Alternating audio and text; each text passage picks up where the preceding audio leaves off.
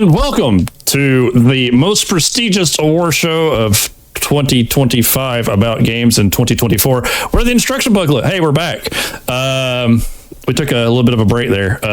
This is episode 19, the obligatory award show, because if the Oscars can happen in March, we can do our award show in February. I'm your host, Jeremy, and I'm joined always by now Reddit famous professor or teacher at Rice, Michael Pons. What's up, Michael? Reddit famous might be a little strong, but I have students, so I'm teaching a class this semester. Maybe I talked about it last time we hosted this. And by the way, I will say, I think it makes sense to have an award show in February, because I think December things often get overlooked as a result of people trying to do their award shows at the end of the year. Yeah, I can agree with that. Anyway, I'm teaching a course this year that is interested in looking at video games as media that often has things to say about the environment or ecological issues. One of my students just did a presentation on Civilization 6, interested in kind of looking at the way in which Civilization uses climate change as a feature. And after doing the presentation, they collected photos of the presentation and actually posted them to the r/Civ Reddit and got like 5K upvotes in one day. Yeah, I saw that. I was like, dang. Yeah, it was crazy. I was laughing when Jason found it and shared it in the Discord, and everyone was like, "Is this you?" And I'm like, "Oh my god, that's my class." And your tattoo. Yeah. And it was cool to see, because a lot of people in the comment section were actually talking about how amazing they thought the class sounded. And they were like, oh my gosh, I wish things like that were being offered when I was in college. Of course, you know, there were the two or three like, oh man, when I was in college, we you know, they taught us real stuff like calculus. Yeah. Or like, you know, somebody saying, oh, if that's the class you signed up for, you know, if that's, you're paying tuition for that, you need a refund, you know, get your money back. Of course, there's always the peanut gallery. Yeah. Waldorf and Statlander kind of stuff. So, yeah.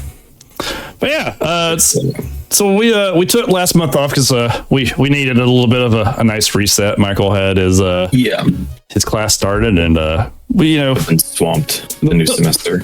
You know, outside of the world catching fire, we just it was nice to get a little bit of a breather, get our feet underneath us before we get kicking things off into this new year by talking about last year. Also, a belated happy birthday to you, Michael. Thank you. It was last week. Yeah. So we always like to acknowledge those kinds of fun things, but I guess before we start talking about 2024, are you any games of this year already gripping you? I own and have yet to play Citizen Sleeper 2. I just want to flag that because I know that I need to play it. Okay. I'm still in the middle of playing Silent Hill 2. It's been a while and I need to launch the game again. Yeah.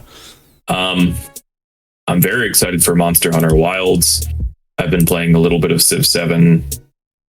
But honestly, if there's one thing that I just keep playing, and we're going to talk about this later, I guess, but yeah, the Bazaar is my go-to comfort game at the moment.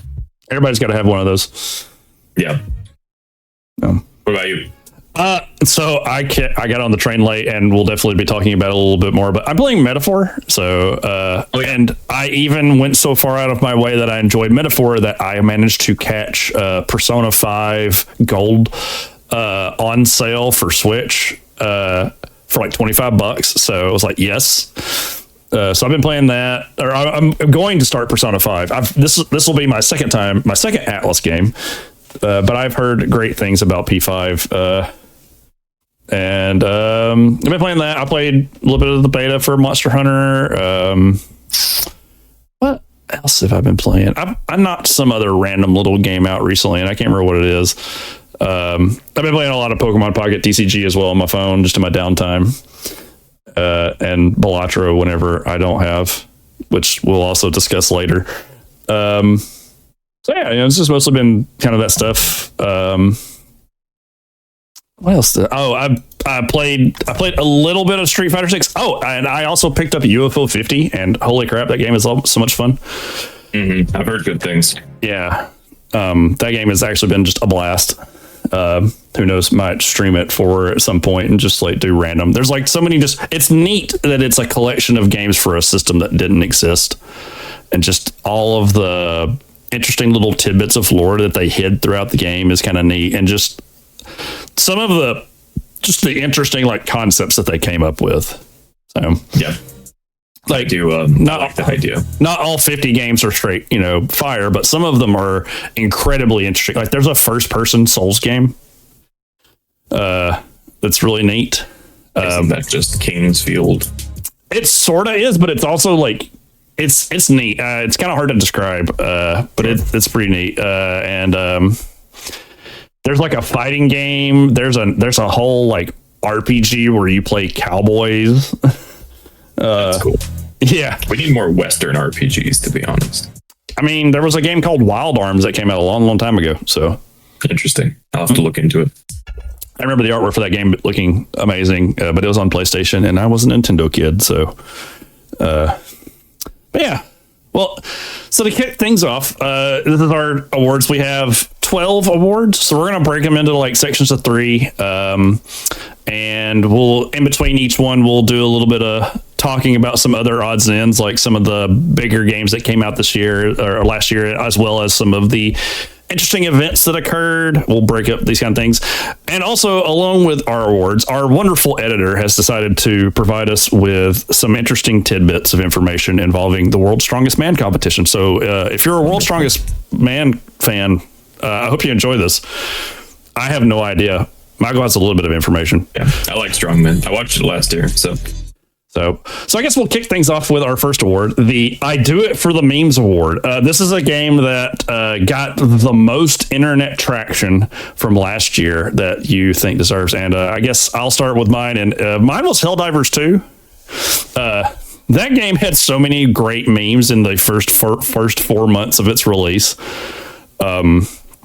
From just watching the entire community just like create just some of the funniest stuff, and even just the entire satire of the game itself is like was kind of great. I know you played it as well, so yeah. Helldivers, I looked and I saw that you had Helldivers, and originally I thought I was probably going to have to do the same thing, because it did seem like there was a moment last year where everybody that I knew was playing Helldivers. But, for various reasons, the game did kind of struggle later on. Yeah. To the point now where, I know a couple of people that are still playing it. But per my comment earlier about the benefit of having a February awards show and being able to reflect back on December, a little game called Marvel Rivals came out in December. Yeah. And I think it's hard to say, because people were very excited about Helldivers, and I think especially in the gaming community online, Helldivers really did kind of resonate with a lot of people. It felt like being part of something because you were part of this like war effort. Yeah. But I do think Marvel Rivals I think Marvel Rivals might have more mainstream like crossover appeal, because I know a lot of people who are playing Marvel Rivals, who were like Overwatch players, who are more casual gamers, who just like that they can play as Iron Man, who were not interested in Helldivers. One of the guys on our server is a friend of mine who does not play like hardcore games, and he is mostly like a FIFA and like sports game person, and he plays Marvel Rivals. Right. So I think that even though it was late in 2024, I think it's possible that Rivals has made a bigger splash than Helldivers. Lord, all of the thirst posting. Yeah. So much. So many thirsty people. NetEase knew what it was doing. Yeah, I mean, between Squirrel Girl and now Miss Fantastic, I have seen, or Sue Storm, I've seen so much horrible stuff. Yeah. So I think, like the class that I teach, like half of my students are playing Marvel Rivals. Wow.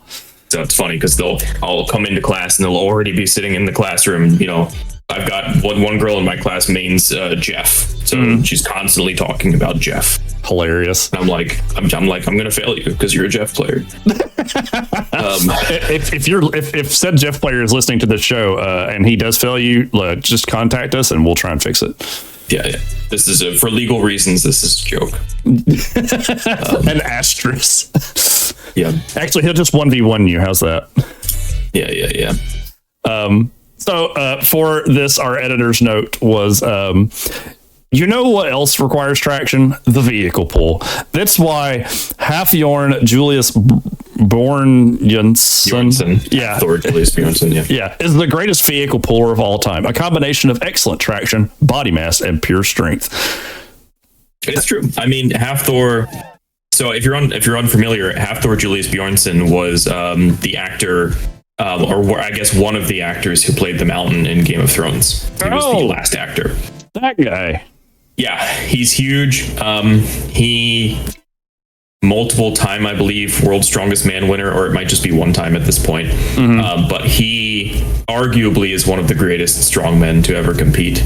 And currently, though this is contested, he has the, I think, unofficial world record for heaviest deadlift at 501 kilograms. Jesus. I think Eddie Hall might still have the heaviest deadlift in competition, which was 500 kilograms, but it was kind of an atypical competition setting anyway. Yeah. So Hall and Bjornsson are kind of the two people that get mentioned a lot in heaviest deadlift. But okay, Halfthor is still competing. He just came back last year after recovering from an injury. So I think there are plans for Mitchell Hooper and Halfthor to compete in a deadlift competition where they're going to try and break the 501 kg record. And you're probably going to be watching it. Anyway, that's not what our show is about. So even though there's going to be more of these facts. Yeah, there's going to be more of it. So our next award is probably one of my funniest ones, and I love this one, which is the 2024 Cringeworthy Fanbase Award. You know who you are, and we're calling you out because my award goes to Souls fans.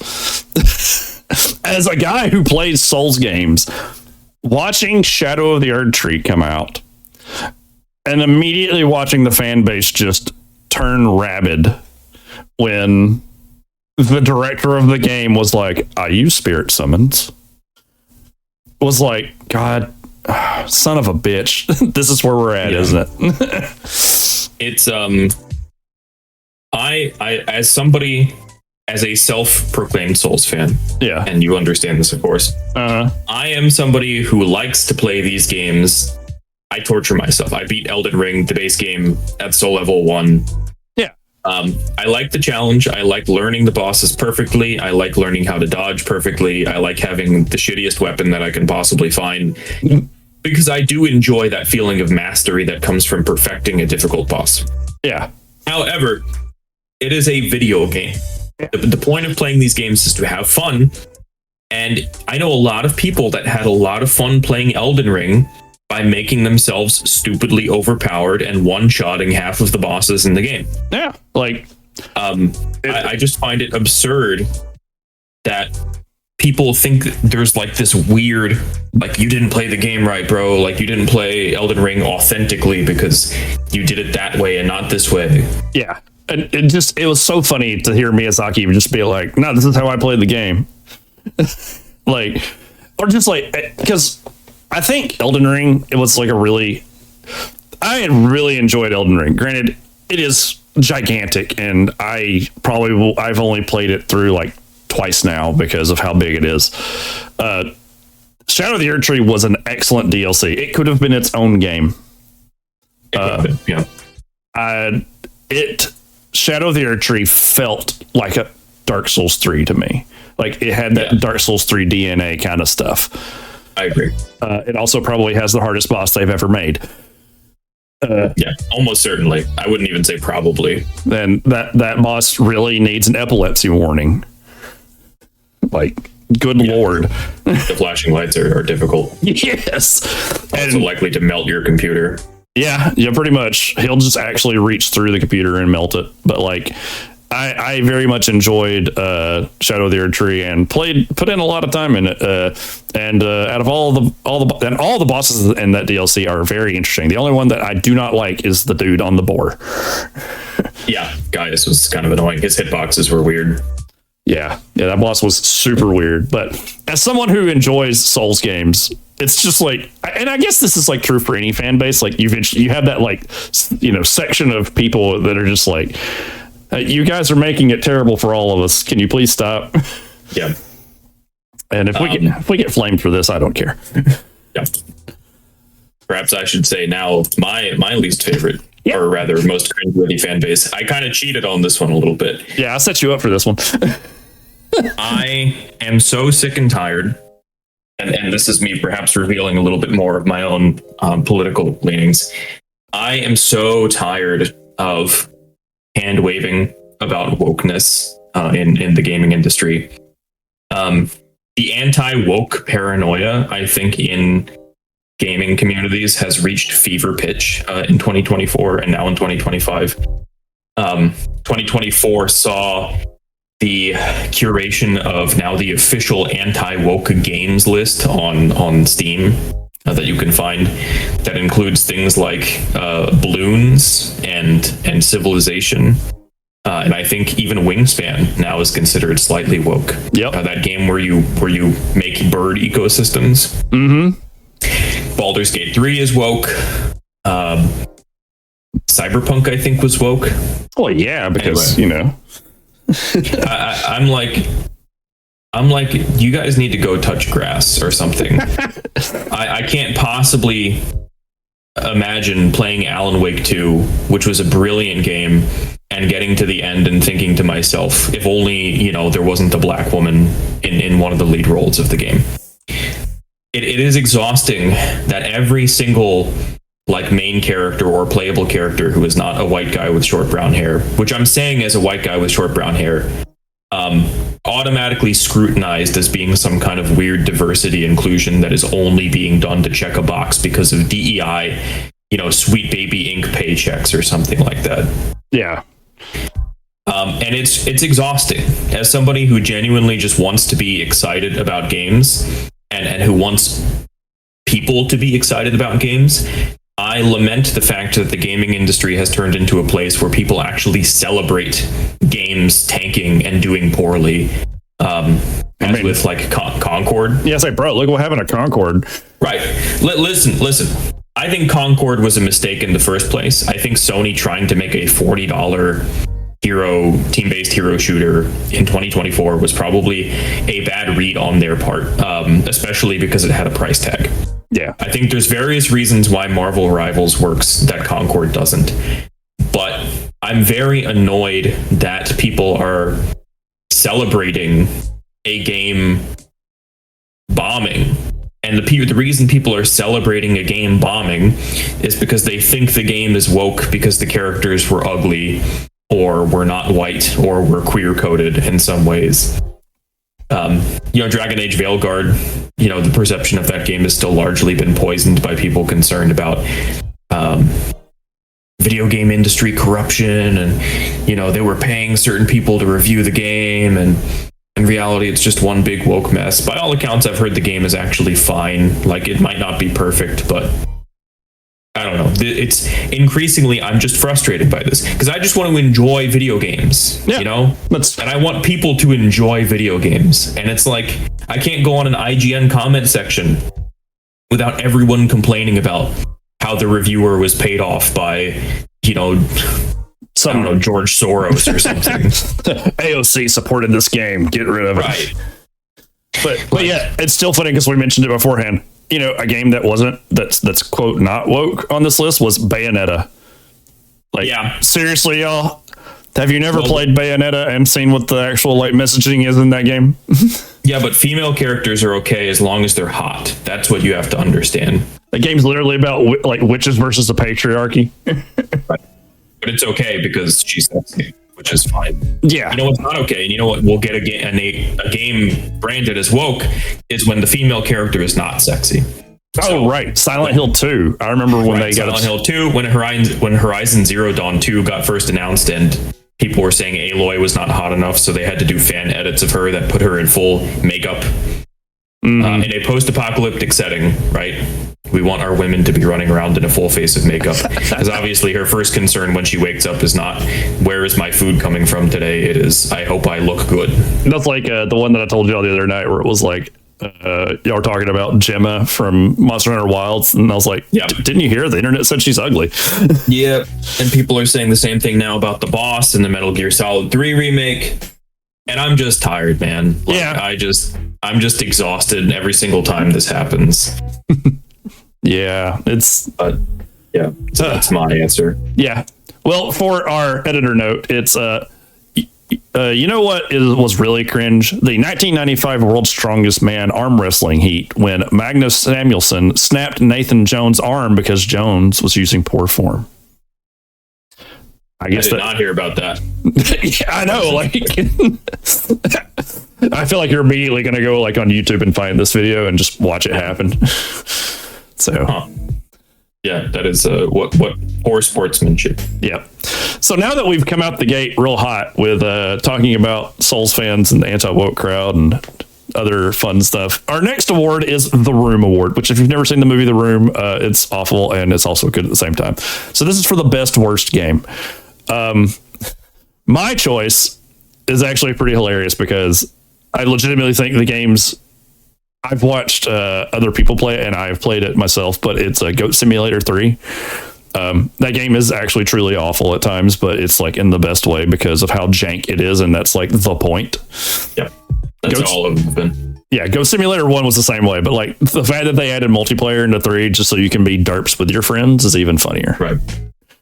What I'm going to set you up for this one. How does it compare to Goat Simulator 2? Well, we will never know. And why is that? Because there is no Goat Simulator 2. Yeah, they skipped right to 3, which I think is the funniest thing they could have done. Those guys, like the guys that made that game, know exactly who their audience is. Yeah. The fact that your tongue is like the stickiest thing in the world, or that you can turn into a demon goat, it's just like like the simulator genre as a whole is hilarious to me because on one end of the spectrum you have like legitimate dad games like Euro Truck Simulator or Farm Simulator, and then on the other end you have like games like this where it's like Goat Simulator or Power Washing or Crime Scene Cleanup Simulator. Yeah, you know, they just need to keep cranking out some more simulators. Where's my playing video games on an outdated PC simulator? Yeah. So, as long as the simulators aren't woke. Yeah, as long as they're not woke. Yeah, we can't be having that. So what's your The Room Award for 2024? So I picked an interesting choice, I think. And that is, especially in light of recent news, that is multiverses. Mm-hmm. For those who don't know, Multiverses or Multiverses, it was a platform fighter that was done, I think Player First Games was the company. Yeah, it was WB owned it. Yeah, it was a Warner Brothers Smash Bros, basically. Mm-hmm. If you ever thought to yourself, I wish I could see Jake the dog from Adventure Time fight Arya Stark from Game of Thrones, fight Batman, fight Steven Universe, this is the game for you. Yeah. Or rather, it would have been the game for you, but actually they're ending support to the game, I think less than a year after release, because it's just, I guess, not doing well enough. Like, that's rough. I mean, WB as a whole, their fighting games have not been, like, isn't Mortal Kombat 1 also ending support? I actually don't know. I should look into that. If they are, that's recent news. Yeah. But yeah, so like, I should go back further. Mm-hmm. When the beta started for Multiverses, the game was largely good. It went into like an early release state, but something kind of interesting happened where the game just kind of fizzled out over time. It seemed like people had no incentive to really keep playing, despite the fact that the game was good. I think it needed like more robust progression features, and it needed just kind of more things to do. I'm one of those players who casually enjoys it when fighting games actually have more things to do than just fight people. Yeah. You know, like I liked it when Street Fighter 6 had its World Tour mode. Mm-hmm. Tekken had something similar. I enjoyed that. Yeah. So the game went out of beta. It officially released last year. And inexplicably, the game was worse on release than it was in beta. Wow. It had been slowed down significantly. There were a lot of features that were in the beta that were just plain missing from the launch of the game. Yeah. And the game was also so horrifically, I think, monetized. There was like a $100 version of the game that you could get that had like 50 character tokens or something like that. Wow.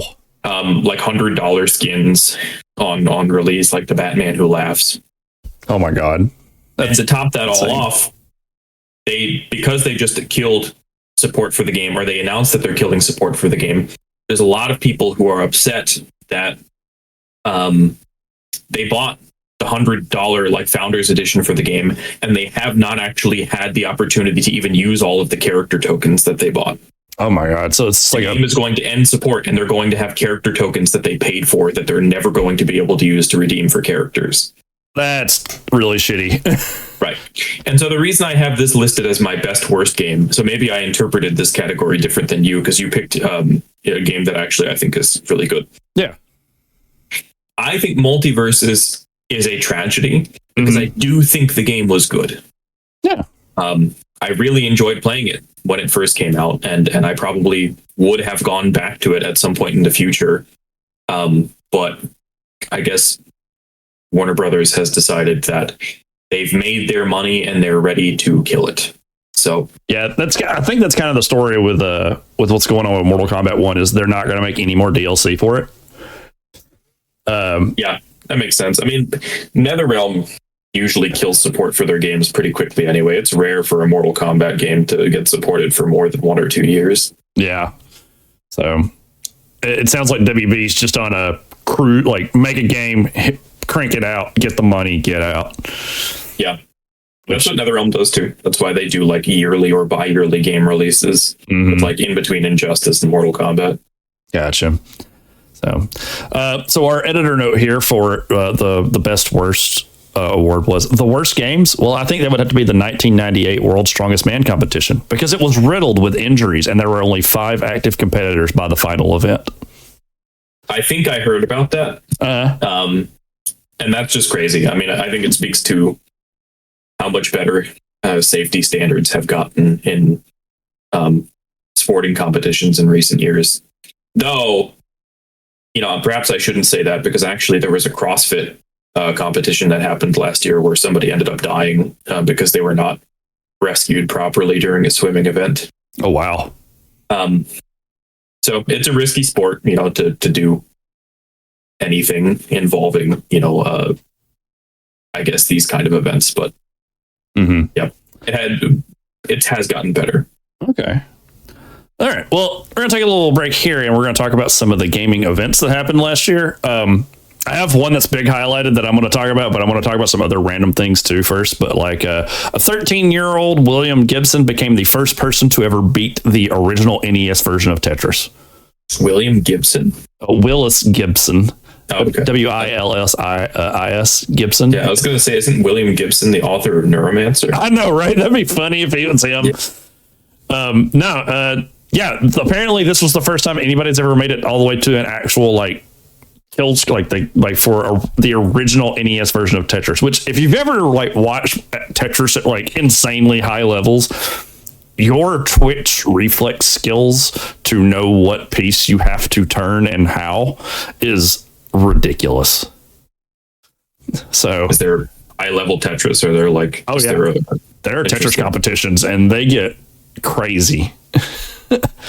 It is very interesting. It's absurd. I mean, there's competitive Excel spreadsheet competitions. Interesting. Yeah, go look it up sometime. Yeah, I'm gonna have to check that out because that is bizarre. Yeah. Some other interesting game events that happened this year. The Borderlands movie flopped. Oh shit, you're right. So hard. Yeah. I totally forgot about that. Came out the gate, face planted, straight in the dirt. And the director, was it Eli Roth that was the director? I think. God, I can't believe Eli Roth. Or it's either him or it was Rodriguez. No, I think it was. And essentially his, like, I think at post, yeah, it was Eli Roth, post the movie, like, doing terrible, there was, like, he was basically just like, they cut so much stuff from this movie. Like, I'm curious to see if he has, like, an actual original script floating around somewhere. He should just, like, release it. If Eli Roth listens to this podcast, which I would be surprised if he did, he should just release the script so we can see what his original thoughts were on that movie. Release the Roth cut. Yeah, release the. Where's the outrage for that, huh? Yeah. The other one, choice for director. The other one that was a kind of an interesting topic from last year was Nintendo and the Pokemon Company filed a lawsuit against Palworld finally. I did hear about that. And as far as I have heard the last updates on that, I think it's still pending, but I think it is looking better for Pocket Pair and Palworld. I've been a Nintendo person for like forever, and I'm all for Nintendo losing this. Because the real shitty part about it is they went and filed patents, not for what you would think with Pokemon. They filed patents for game mechanics, like throwing an object in a 3D space to capture something. Right. And it's like, no, we can't be doing that. Yep. I'm sorry, Nintendo. I love you. You make some really of my favorite games, but this is some bullshit. Right. I'm not a fan of how Nintendo likes to just bully independent creators and smaller devs sometimes. Yeah, they do. They do it a lot. And I'm no fan of Palworld. Let me just say, I never played it. I think the game looked derivative and kind of stupid. Yeah. But you know what? I think it would be great for Nintendo to lose the lawsuit. Mm-hmm. Yeah. Just as like kind of to send a message to anybody else. It's like, don't do this. Like, yeah. So yeah. And then before I talk about the really big thing, the other thing that was kind of, Nintendo also discontinued online service for the 3DS and the Wii U. It makes sense at this point. I mean, the Switch 2 is coming out, and then the other part was Activision Quality Assurance formed a union. Good for them. Yeah, that was a big deal. So, but unfortunately, that leads us to the really big one that we both kind of we had been sitting on this like all of 2024, and we were just like, we're going to wait to the end of the year to talk about it. Well, the end of the year came, and we didn't make awards, but now we have time to talk about it. So last year, Unity, Twitch, and Discord laid off 1,800, 500, and 170 people. Riot Games laid off 530 people. Microsoft laid off 1,900 people. Eidos Montreal laid off 100. Sony laid off 900. EA laid off 670. Sega laid off 61. And Bungie laid off 220. And Microsoft Games closed Arcane Austin, Alpha Dog Games, and Tango Gameworks. Yep. So NetEase, we could also add to that count, just laid off a whole team of developers working on Marvel Rivals, including one of the game's lead devs last week. So, yeah, this is our chance to talk about what happened last year with the games industry and all of the massive layoffs that happened. It is understandable that people get laid off sometimes with game studios whenever games end. Like, that is a given. But to just like mass lay off lots of people and then closing game studios like in this large of numbers is absurd. Like, yeah. Wow. And for what reason? Yeah, like we probably won't actually know because they probably won't tell us, but we can always assume. My theory is almost always that, the CEOs and the higher ups are probably unwilling to take pay cuts for the fact that they didn't do as well as, their investors had hoped. And so, bye-bye working class people. The one that really pissed me off was the Tango Gameworks, because those are the people who made last year's like sleeper hit of crap. I played a lot of it. No, I can't think of it right now. It's lost. It was the rhythm action game. Hi-Fi Rush. Yeah. I love that game. The game was amazing. I am not a character action game person, but that game slaps. Had amazing music. It was a great concept, and it was from the same people who made like Dead by Daylight. And suddenly they like got this ninja drop. There was like no marketing for it, and they just kind of pushed it out the door, and it did amazingly well, and it wasn't enough. And I don't remember what Arcane Austin did. I don't know if they were the Dishonored devs or not. So yeah, we're witnessing the AAA game bubble just collapsing in real time, or popping in real time. Yeah, I mean, it's pretty wild. I mean, you have to think about like, yeah, we already talked about with like Concord, like, right, and other just big games that just, I don't know for sure. I haven't seen any other information, and I would need to look further into it. But like, I know like there wasn't a whole lot of like positive things about just like sales numbers for. I don't know if it's out yet or not, but like I know Assassin's Creed, the new Assassin's Creed wasn't doing too well, but I don't know if that was because of the anti-woke stuff that was going on around the main character, or if it's what for Mirage. Yeah, I think just looking at gameplay for Mirage, I think unfortunately the game did not look like it was well designed. Mm-hmm. The movement in particular came off as very it kind of sounds like what happened with Assassin's Creed. Was it Unity, the one that was in the first Revolution? Yes, though. Unity was just riddled with bugs when it came out. I think Unity, a lot of the Assassin's Creed community at this point has actually turned around and recognized that Unity at this point in time is a good game. Oh, really? Yeah, it's very interesting if you go back and you like kind of look at how the narrative has changed surrounding Assassin's Creed Unity. People really like it now. Mm-hmm. Unfortunately, Mirage, for some reason, the movement looks really clunky. Yeah, it has to do a lot with just how the momentum of jumping from like place to place is just kind of, it's unevenly distributed throughout the animation. It looks very much like your character stops and starts in a very weird kind of way. And I noticed it when I was watching the gameplay. And I think if there's something you really have to get right about an Assassin's Creed game, it's the parkour. It needs to be smooth and look good. Yeah, it's kind of like the key element of the game. Right. So people were doing comparison videos between Unity and Mirage. And undeniably, the parkour in Unity looks so much better. Oh, that's good. But as you're right, I'm sure there's also probably some weird nonsense mixed in with all of that regarding why people want the game to fail. Mirage was another game that people were happy to celebrate not doing that well. Yeah, which is sad. I had to go look it up just to make sure. But surprisingly enough, and even though we shat on them a few minutes ago, Nintendo had no layoffs last year. That's good for them. But Nintendo is also the same company where when they were threatening layoffs one time, their CEO instead took a 50% pay cut.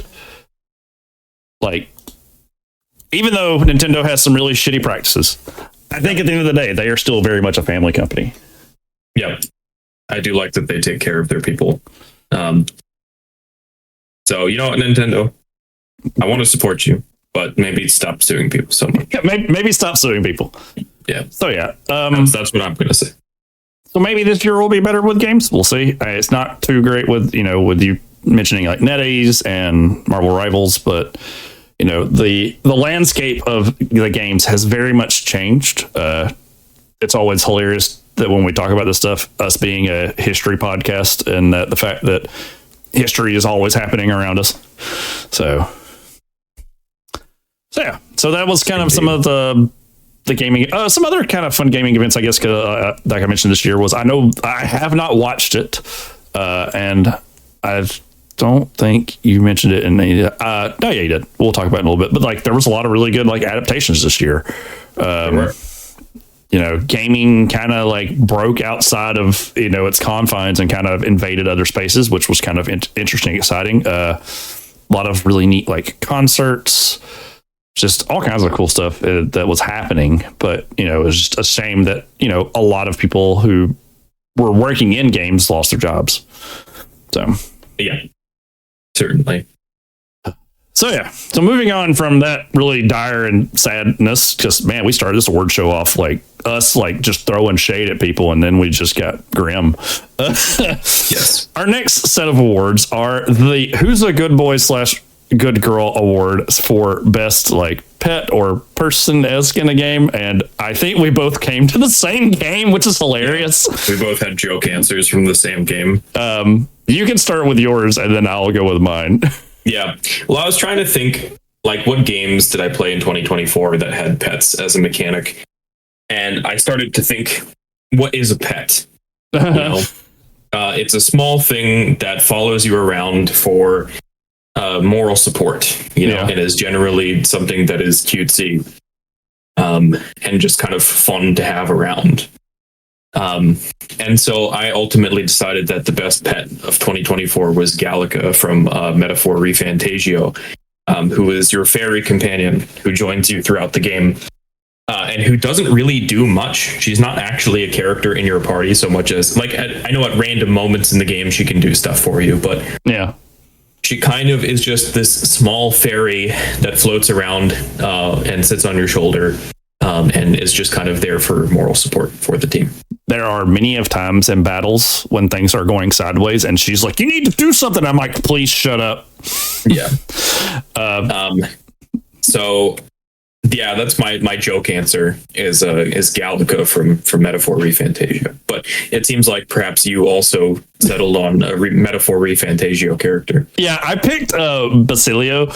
He is the last character to join your party, and he is from a race of people who look like cats or dogs. So I was like, hey, he's a dog. And also, I'm not gonna lie, like I'm very at the very end of the game, and when he first joined my party, I was like, okay, yeah, this guy, you know, was working with the bad guys. He's now like seen the error of his ways, but you like read his journal and do his backstory. So I'm like, Jesus, this man is the biggest softie in the world. Yeah. He is legitimately just a good human being or a good person who's just like, look, I got dealt a shit hand. Yeah. But I kind of want to just take a minute and talk about like Metaphor, because like I was really impressed with the game. I've never played an Atlas game before, so this was my first time. But like this game came out the gates with some pretty like crazy stuff to talk about, and I was kind of impressed that it came out and with just some of the writing that it did. Basically, I mean, the game is about like, hey, you know, racism's a thing. Let's talk about it. Whoever wrote Metaphor has never heard of subtext, you should say. No. And I even got a joke, like I even got a big laugh at it. In fact, I took a screenshot and sent it to some folks because there was like a fight with one of the other runners who he's literally like says like bankroll the elderly. And I was like, oh, I'm fighting a boomer. Like, and then there was another guy I fought who was just like, oh no, the game is really fun. And it's been a long time since I've played an RPG that really like engaged me and made me want to keep playing it. I think the last RPG I really like got into and played was Dragon Quest 11, but that was more like a comfort blanket. Yeah. This game is more just like I'm just gonna throw what I really want to say out front, and we're not gonna pull punches. I will say the bad guy at this game, I really just want to punch him in the face. Louise is such a good character, though. Like I think he's a wonderful villain, but I agree with you. Like there are times when he just starts fapping, and I'm just like, I'm just gonna punch you. Yeah. Like I just really want to punch you. Monologue. He does. He monologues so well. But I love the character designs. Like they're fantastic. And it's really just it's an interesting. It like takes the conventional ideas of like fantasy and very much like changes them so it feels like fresh and new. Yeah. So I like the world building a lot.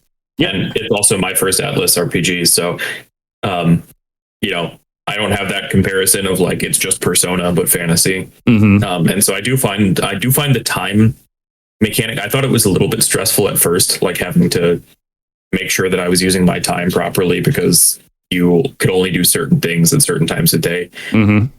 But I do like that actually what that mechanic forces you to do is to slow down and do other things with your time. And so it kind of carves out a space for a lot of slice of life interactions that you might otherwise miss. Yeah. If you're somebody who just kind of likes to speed through games like I sometimes do. Yeah. I think like the little moments in the game are great. Like just moments of just like being on your gauntlet runner, like hanging out with your friends and just like talking to them. Exactly. And finding out like what they're doing or like what their lives are like and stuff like the building the bond mechanic is really neat. And there's got to be someone listening to this episode who's played all the Persona games who's yelling at us right now. And look, we've never played Atlas games before. I plan on actually going back and playing Persona 5 now. So yeah. Sam, Adam Pickens is listening and he's saying, yeah, I told you guys. That's who's yelling at us right now. And of course, we have to play both the original Persona 5 and then Royal. Yeah. And they both take 150 hours. Yeah. No kidding. But if we don't do that, we're doing it wrong. Right. And then, they just re-released Persona 3 and just all kinds of stuff. And then next thing you know, we're going to be into Shin Megami Tensei, and there goes my year. Yep. So our editor note here was, who's not a good boy? Luke Stoltman, who's currently embroiled in a scandal over his extramarital affair, despite painting himself as a, quote, wife guy. Listen, those of us who are fans of the Try Guys know that it's always the wife guy. I don't get this joke, but okay. It's fine. I don't need to go into it. Those who know. But yeah, Stoltman, I haven't heard about that. I know his brother, I think Tom Stoltman, just actually won World's Strongest Man last year, beating out frontrunner Mitchell Hooper. So, okay. But I guess one of the siblings gets to excel and the other gets to cheat on their wife. Yeah, I guess so. All right. So our next award is the Enemy of the State Award. It's the game that you just can't get away from, whether it is you can't stop hearing about it, you just can't stop playing it, just one of these things. So, Michael, I guess you start us off on what you got for this one. Yeah. So unfortunately for me, the answer is it's just going to be League of Legends. Because much to my surprise, I ended up I'm playing League of Legends again. Not frequently. But when my friends are on and when people are on and we have a full 5 stack, I am playing League of Legends. Does it turn you back into that League player? I'm trying to not take it too seriously. Yeah. So I don't turn back into that League player, because I do get frustrated with competitive games, especially those in which it feels like the game is outside of my control. Mm-hmm. I do not like being on a team with random people online. Because it's insane. I don't know how many League games I've played since coming back where people are genuinely texting in the chat in the middle of the game, saying like fucking kill yourself. Like, yes, the League experience. I'm like, dude, this is a game. Like, yeah, some of us do better sometimes and some of us do worse, and sometimes people make mistakes. Why are you in the chat, like, arguing with each other? Like, just move on to the next one. I don't understand it. It's a common theme with me, I think, that you'll recognize, is that I'm just exhausted by people. I just want people to chill out about stuff. Says the man who's in education. Right. Yeah, I'm an interesting choice for a teacher. Yeah. But yeah, no, so I'm playing League again. I mean, partially due to, Arcane just like making me interested in the universe again, and some of my friends also getting back into it at the same time. I'll say this. I played League for all of 2 months, and then I uninstalled it. I played when Wukong first came out. Wukong's cool. And then I've never touched it again. The only time I have interacted with League was I played Legends of Runeterra, and then recently with 2XKO beta, which I will play 2XKO. That game was legitimately a lot of fun. And then I told you just before the show started, I've watched all of the first season and half of the second season of Arcane, and I was like, wow, this is some interesting stuff. Like, and one of my friends that I work with was like, yes, it is very interesting to read and learn. Do not play League of Legends. I was like, oh no, I already tried to dip my toe in that water and ran far away. Yeah. I will say this, and I'm not done with season 2 yet, so don't spoil, but the most interesting storyline to me in Arcane, the two interesting storylines that I have liked so far was everything around Victor, and Jace. Like, I just got to the episode where he came back and wrecked everything, and I was like, what is going on here? I need to know more about this hex tech stuff. Like, it scratches that itch. And then the other person was like Echo. I was like, this is a cool character. I like his design. He's into XKO. Where is he? Right. So, Arcane, I think you will continue to find Victor to be the most interesting thing in the entire show through the finale. Yeah. Victor is the character that probably changed the most from his original League of Legends lore to his, but I'll let you see it yourself. He's also my favorite character in the show. So he is so interesting to me. Just like, the mad scientist kind of thing. He also has probably one of my favorite lines from like season 1, which was in the pursuit of great, we forgot to be good. And I was like, damn, that hits. He's definitely the best character in the show. Yeah. It's kind of like how you felt about Isaac from season 1 of Castlevania. Well, season 3. Yeah. So, Isaac was not in season 1. So my enemy of the state award, it goes to Fortnite, because Jesus Christ, I see it everywhere, and it's just become this like behemoth. Like, they tried real hard this last like few months to get me to play this game, because they put Godzilla in, and I'm a big Godzilla fan. See that, yeah. And they were like, "Oh, you can become Godzilla." I was like, "What? What do you mean I can become Godzilla?" They're like, "Yeah, no, you pick up this thing and you become like big giant Godzilla." And I'm like, "That sounds so cool, but I don't want to download Fortnite." That was another game that I remember. Fortnite came out on Switch, and I was like, you know what? My younger cousin showed me it.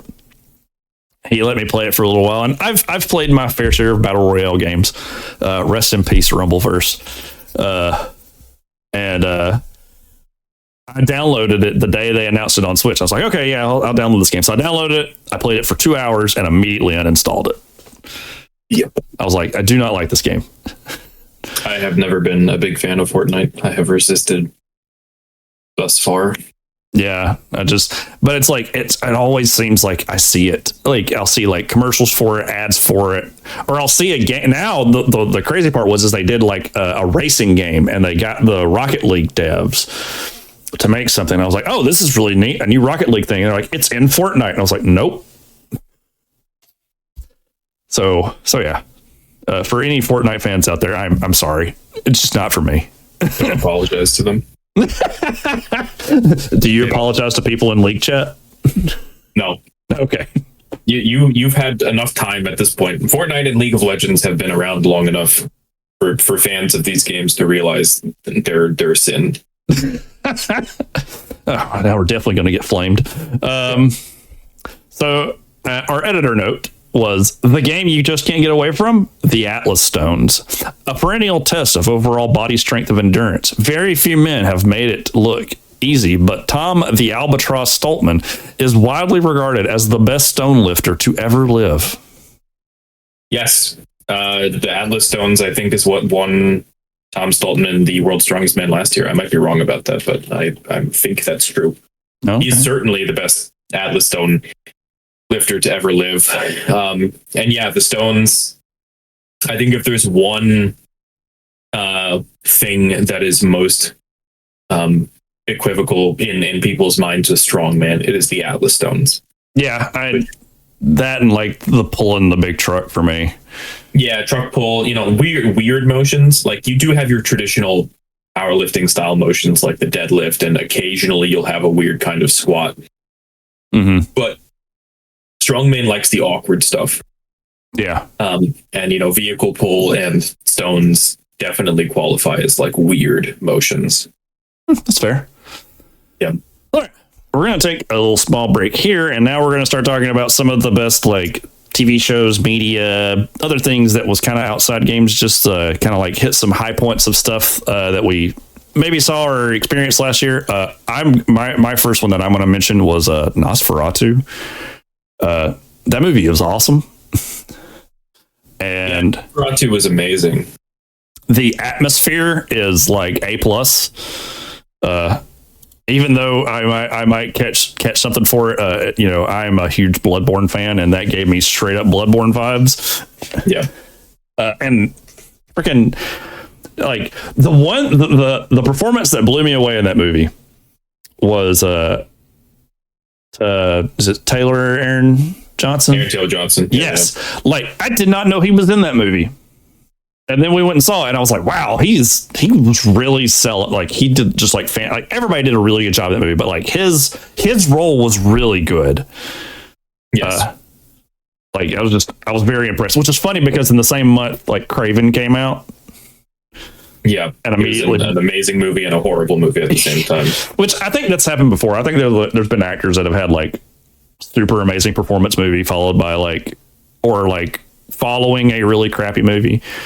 Which, rest in peace, Sony's Spider-Man movies. They're officially dead now.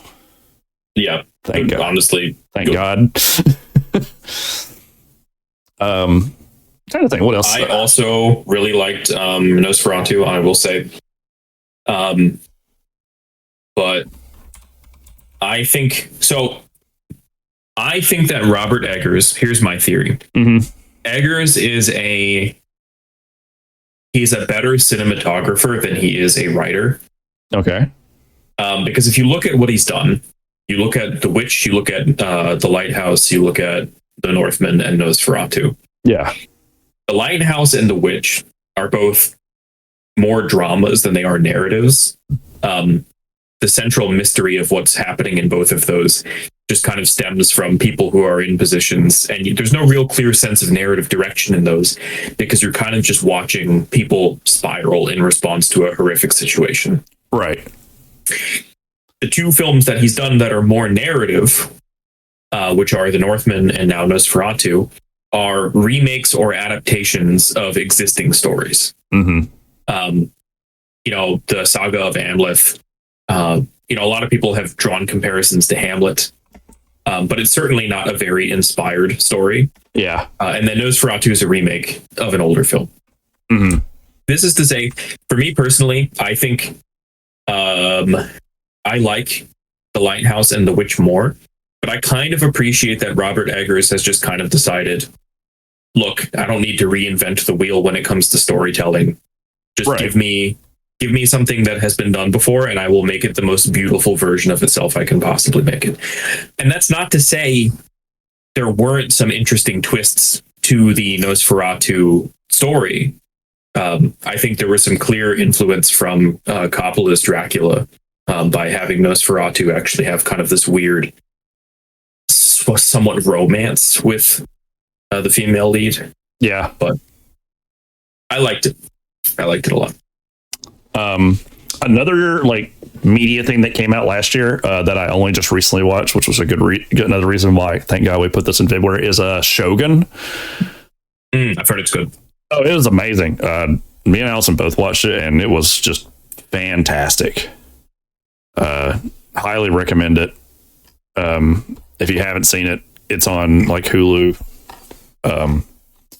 I didn't see either one, but I also know, and it's on my list of watches. I know both Agatha All Along and The Penguin came out, and I heard both of them were very good. Yeah, I heard really good things about Penguin as well. Yeah, so I do want to watch that at some point. Other than that, let's see. I'm trying to think of other movies. I know Beetlejuice came out. Beetlejuice. Someone saw that. Yeah, I saw The TV Glow as one of my favorite movies of last year. I have that on my to watch list on my Max account. So it's really good. It's weird. It's definitely one of the weirdest movies I've ever seen. But I think it is brilliant. I think it's a love or hate kind of thing.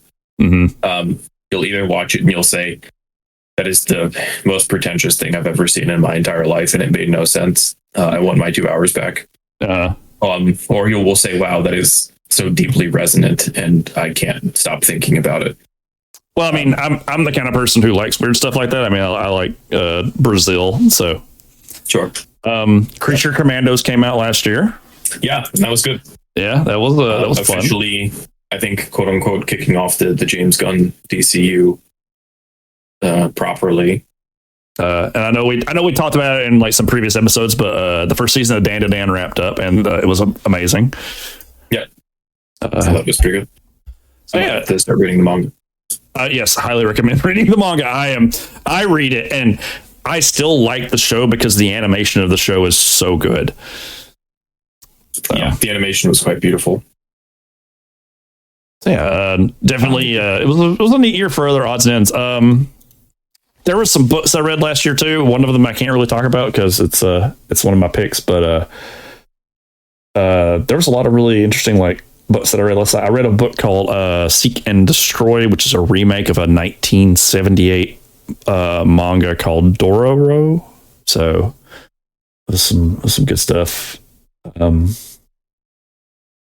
trying to think of what else I read. I read a lot of like by the end of December, I like crammed so much like random just like books that I had like sitting in my TBR pile. I read Paper Girls, which we talked about separately. Yeah, that's some Brian K. Vaughan right there. Yeah, I really liked it. I like time travel stuff. Mm-hmm. I especially like time travel stuff that really goes crazy, like looping back on itself. Like Paper Girls, I think did an amazing job exploring how convoluted a time travel narrative can be while also remaining completely consistent with itself. Yeah. Because I really like that things were happening in volume 3 that you kind of knew from volume 1 were going to always happen. Right. But like, because the characters were in motion at multiple points in the time stream, it was really well done. I think it must have been very complicated to write a story like that, but yeah, I liked it a lot. Unfortunately, and it only got one season on Amazon too. I heard the Amazon show sucked. So. Yeah, that's what I heard too. Yeah. But Brian K. Vaughan, he's a good writer. He makes some pretty good stuff. It had Ali Wong though as the adult main character. His name I'm forgetting. Yeah, it's a great show. Yeah, or not a great show. It's a great series. Yeah. Most of the things that Vaughn writes is really good. So yeah, big Saga fan. Yep, big Saga fan. So, all right. Well, now for our next little chunk of awards, we've got our "Did We Seriously Need This Remade" award, and I'm going to go with World of Warcraft Cataclysm Classic. I know that's kind of a cheap one, but we can just admit that just the whole idea of some of the World of Warcraft Classic stuff is just like, it was cool when you did it with vanilla. Like, I get it. You want to recapture like that. Right. But we didn't need Cataclysm. Yeah, I think if there was a clear expansion pack to never bring Classic WoW to, it was Cataclysm. Yeah. Because I think, so like, full disclosure, right? When I first started playing World of Warcraft, it was Wrath of the Lich King. Okay. A good expansion. It was a good expansion, yeah. I did not play Classic. I did not play Burning Crusade when they first came out. Yeah. But I know there's a lot of people who feel like WoW peaked somewhere between Burning Crusade and Wrath of the Lich King. I know some people who think it's Burning Crusade. I know some people who think Wrath of the Lich King was peak WoW. But I do not know a single person who would tell you that Cataclysm was a good follow-up to Burning Crusade and Wrath of the Lich King. Yeah, I think it's pretty commonly accepted that Cataclysm was where WoW started to kind of take a downturn in terms of its expansion quality. Agreed. I played vanilla, I played Burning Crusade, I played Wrath of the Lich King, and then I played like all of like a month of Cataclysm and was like, all right, I'm good. Yeah. I don't think it makes sense. I know what Blizzard is. I mean, I know my understanding is that Blizzard has been polling the community. Mm-hmm. And it could just be like, honestly, if WoW Classic is just turning into, like they're just rolling out the history of WoW again so people can experience all of these things again for the first time. Sure, fine, I guess. If that's what people want to do, I'm sure eventually people are going to get tired and say, we want Mists of Pandaria Classic. Oh, it's probably coming. And honestly, if that's what they want to do, that's fine. But I guess my thought was like, I thought the point of WoW Classic was just to have Classic WoW forever. Yeah, exactly. And not just repeat WoW's release history again. Yeah. So, yep. I'll maybe say mine. Okay. Did we seriously need this remade award? And that for me has to be the Until Dawn remake. Oh yeah. You're familiar with Until Dawn? I'm actually not familiar with Until Dawn. So, Supermassive Games, the developer, they have been famous for things like the Dark Pictures anthology, The Quarry. Okay. Recently, the casting of Frank Stone. But their claim to fame, the game that kind of started everything for them, was Until Dawn, which was this interactive horror movie style game that you've probably seen clips of. Probably. But it features a bunch of, like college age kids who get snowed in at like a ski lodge, and weird murder mystery things start happening, and there's a bunch of Wendigos out there. Anyway, the premise of the game is it allows you to kind of play through a horror movie. Mm-hmm. It's a response to everyone who has ever watched a horror movie and thinks, man, these characters are stupid, I could survive this easily. Yeah. As a challenge, say you think you could survive the horror movie, here you go. And the original Until Dawn, quite good. Holds up. It's not that old. It's like a decade old. Yeah. And I guess for some reason they decided that they needed to remake Until Dawn. And the thing is, like, side by side, yes, the remake looks better graphically, but the original doesn't look bad. It's not old enough to look seriously bad. And my understanding is that the remake, a lot of people don't even like how the remake looks compared to the original.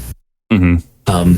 So I just find it baffling that they're just like, run it. Yeah.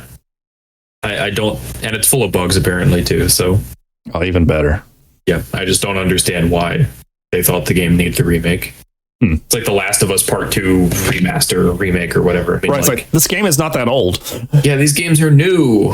Why are we remaking games that came out 2 years ago?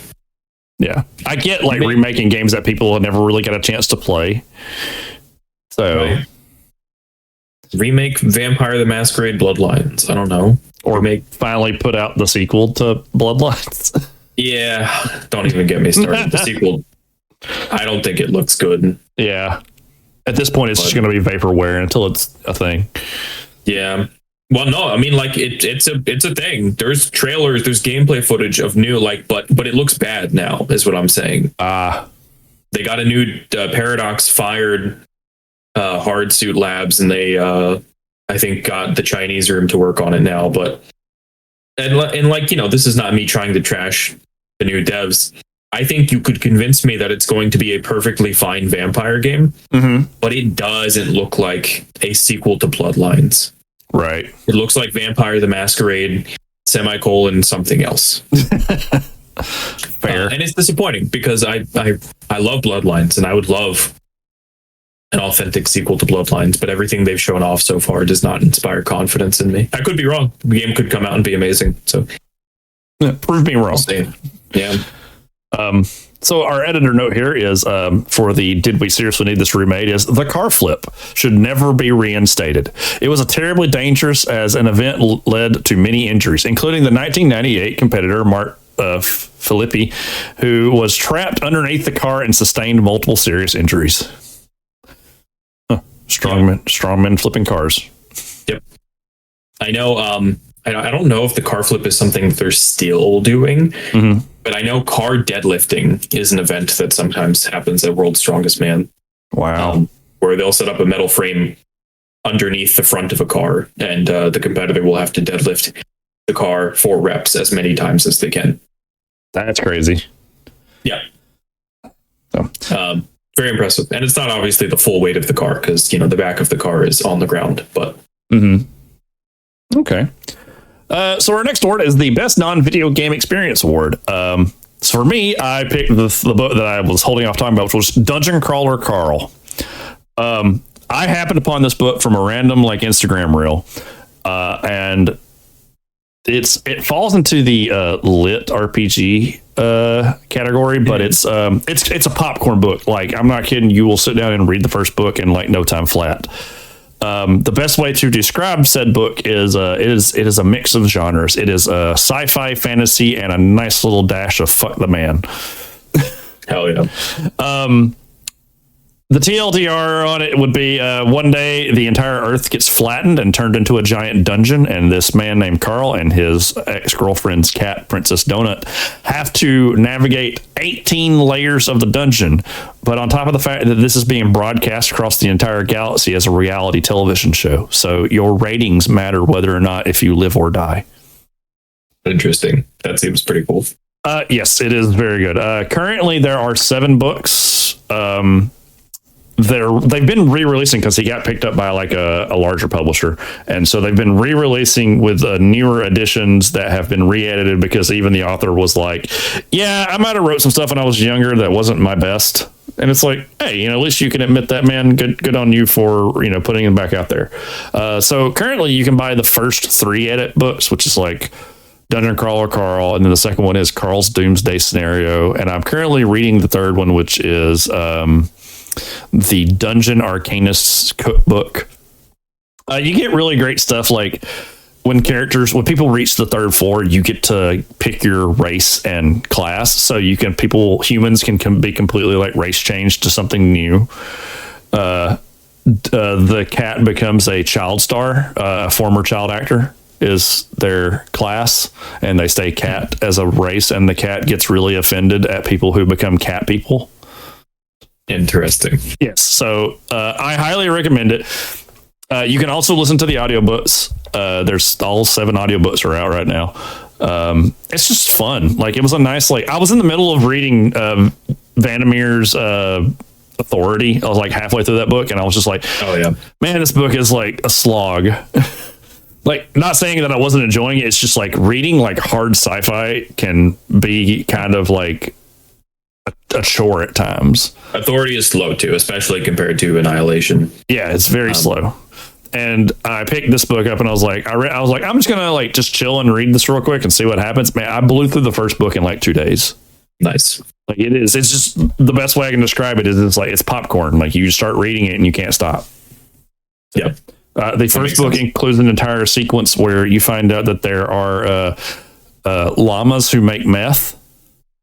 Nice. And goblins who are addicted to meth, so they're in a turf war. Sounds lovely. It is. I definitely recommend it. So what about you? What's your best non-video game experience award from last year? I held off talking about this as well in the previous break, but Dune Part 2 has got to be just like one of the best things that I've seen in a long time. It was good. I enjoyed it. I guess this will be kind of weird. I like the first one a lot better because I think I understood it a little bit better. The second one gets a little bit on the murky side with stuff I don't. I think if I had read the book, I probably would have understood the second movie a little bit more. Yep, I have read the book, and so I understood it perfectly from start to finish. Yeah, which maybe helps my perception of the second movie. I can understand how it might be confusing because of how much it jumps around and the new characters that get introduced. It's a gorgeous film, though. Yeah, I saw it in IMAX when it came out, and I am convinced, despite the changes that Villeneuve made that some people feel conflicted about, I don't think we could have hoped for a better adaptation of the novel. Yeah. And in fact, I even like some of the changes. I think Villeneuve has made Chani a more interesting character than she was in the book. Okay. Because in the book, Chani kind of just exists to be Paul's love interest, and she's very subservient, and she kind of just says yes to everything that he does. They, I think, have done something very interesting by making her kind of the representative of perhaps the Fremen who feel conflicted about Paul's rise to power. Yeah. And so I think they're setting her up for something potentially quite interesting for the next movie, because my understanding is that Villeneuve is moving on to adapt Dune Messiah for a part 3 of the movies. Nice. So very excited to see. I will go see it because he is a great director. I've seen a lot of his films, and I mean, like I said, I may not have been able to follow the story as well in the second movie, but I still want to know what happens. Yeah. Reading too. Yeah, one of these days. So our editor's notes for the Best Non-Video Game Experience Award was the History Channel had a series called The Strongest Man in History with Eddie Hall, Brian Shaw, Nick Best, and Robert Orbson. That was really fun. Guess that'll be something to go check out sometime. Robert Oberst. Peace. Yeah, Strongest Man in History. It's a good show. Okay. The name is a bit of a misnomer because I think you can't realistically say any of those four are the strongest man in history in the absence of Zadrunas Civicus or afterward Julius Bjornsson. But yeah, did we lose the? Yeah, it was like the bot. The bot dropped off. Oh, okay. Well, that's fun. Yeah, it's fun. But it's a fun show. Yeah. So our next award is the Video Game Adjacent Award. Basically, media that uses video games outside of the video game market. I went with Secret Level. I know some folks that didn't enjoy it. I thought it was really cool. The only thing, my only complaint about the entire thing was I wanted more Mega Man. Yeah, that would have been cool. But the 40K episode was awesome. I don't know what to make of that Pac-Man episode. It was okay. So that Pac-Man episode was really weird, and then the Game Awards happened, and they were like, "Hey, look, we made a new game," and I was like, okay, yeah, I get it now. It was bizarre. I sort of enjoyed that it existed, even though I thought it was insanely bizarre. Mm-hmm. I liked. Of course, I love the Armored Core episode with Keanu. Yeah, just it was all around. So it was really solid and fun to watch. Yeah, I thought it was cool. I thought it was inconsistent, but it's an anthology series. Yeah. Not all of the episodes have to be good. I don't often buy short story collections and read all of them. I mean, the Sifu episode actually made me go out and buy Sifu. Yeah. Because I was like, oh, this looks cool. And then I got to reading about the game. I was like, oh, yeah, I got it. And it was on sale. And I was like, oh, sure, I'll buy it. So it's a neat concept. Yeah. So what about you? What is your award for video game adjacent? I went with Fallout. Okay. I thought the Fallout TV show was perfect. That's what I keep hearing from a lot of folks that I know that enjoy Fallout. Yeah.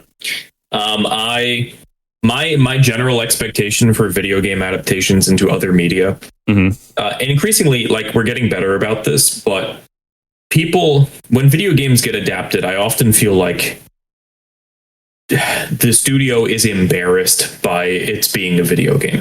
Yeah. And so you'll see weird changes and concessions that are made by virtue of the fact that they're turning it from what is perceived to be a children's medium into something more serious. Right.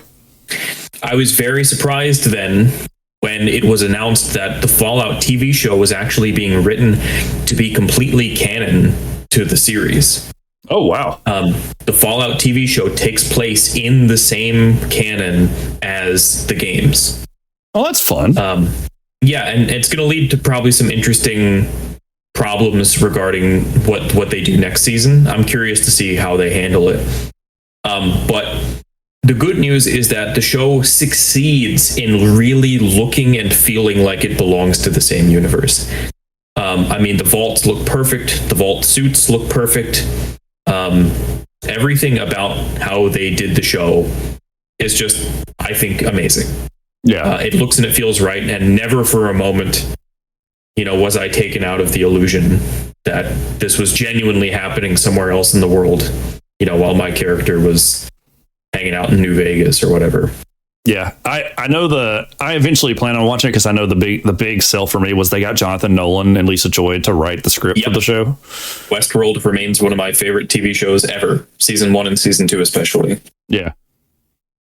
So those two as writers, they're great writers, and they even in shows where they separately were writing. But I was like, why are you not telling me this up front, Fallout? You should have told me this to begin with. I would have totally watched this show. Yep. So yeah. Okay. Well, I might have to add that to the pile. Definitely.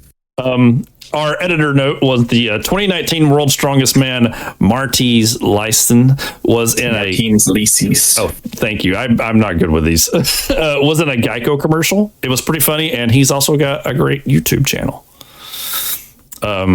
So our next award we're gonna have, and before we take our last break, is the Flew Too Close to the Sun Award, a game that had an amazing start but eventually flamed out. I went with Helldivers 2 because that game, man. Well, I know we already mentioned it earlier about like it was great. Everybody was playing it, and then things happened. Yeah, the whole fiasco with like Sony trying to make the game, require the PlayStation Network accounts, and then the balancing, got all out of whack. I mean, Helldivers, they fumbled so hard. I mean, like we were saying earlier, there was a moment in time in which it seemed like everyone was playing this game. Yeah. And then literally over the course of like 2 or 3 weeks, almost everyone I knew stopped playing the game. Yeah. The game's balanced, like on top of the PSN stuff. Then we, came to find out that the person balancing the game was just like intentionally making the game worse. And then they tried to pivot, but at that point, I think they just lost too many people and it was too late. And then I think the bigger blow would have been about the same time Space Marine 2 came out. Yeah. And everybody was like, oh, this is a better like co-op experience. So, but, and I have heard, and not to crap on the game, like I've heard that like Helldivers is like tried to repair things and that it is in a better place. But at this point, my investment is gone. Yeah, I do want to go back and try it again at some point because I know they finally added the Illuminate. Mm-hmm. But I have not made the leap yet. Yeah. But what about you? What do you have for Flying Too Close to the Sun Award? I have another game that I mentioned already, and that is League of Legends, and for a very specific reason. Oh. The gaming community, or the League of Legends community, has in the past year or so increasingly been concerned about Riot Games quality control. Yeah. A lot of new characters are coming out with animations that seem to be recycled or half-assed. Mm-hmm. Like the two most recent champions, Mel and Ambessa, who you know from Arcane, are lacking facial animations in the same range that characters from like 2014 have. Yeah. It's just really kind of bizarre for a company that is as big and makes as much money as Riot Games does to have characters that seem to be so lazily designed. Skin quality has been going down, as a lot of people have noticed. Yeah. But a major nail in the coffin that has the entire community upset. And I mean, like, every single time the League of Legends Facebook page makes a post, all of the comments are people complaining about this exact thing. It has been this way for like 2 weeks at this point. Okay. And that is, they finally stopped allowing players to earn chests in game, like loot boxes, basically. Oh.